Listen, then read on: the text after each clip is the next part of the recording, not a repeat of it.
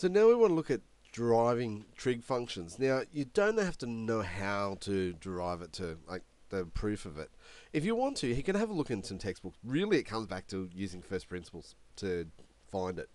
Out of all these, tan x is the easiest one to is the easiest one to calculate because once you've got sine and cos and the derivatives there, you can work out tan because it's just sine over cos, so you can use the quotient rule, and that will give you your function.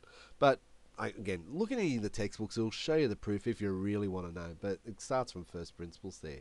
What we really got to worry about is deriving and making sure we can get the correct derivative. So derivative of sine will give you a cos. Derivative of cos will give you minus sine. And derivative of tan of x will equal secant squared x. So they're the rules we need to use.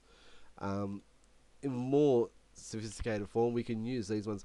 I prefer to use these ones, which is just, again, a use of the chain rule. Derivative of sine of function of x would be equal to the derivative of the function times cos of the function. Similar to what we used with the derivative of an exponential. The function stays the same there, but we multiply by the derivative.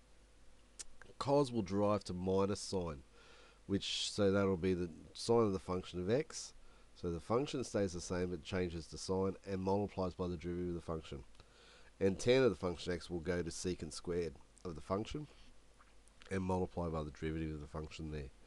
So again, all angles must be in radians. So if you get something in degrees, you got to change it to and use pi on 180 times x. Cosine of x squared means cosine of the x being squared. Okay, cos squared of x means square of cos of x, which is written in that form. And which, if you do that, you need to derive that.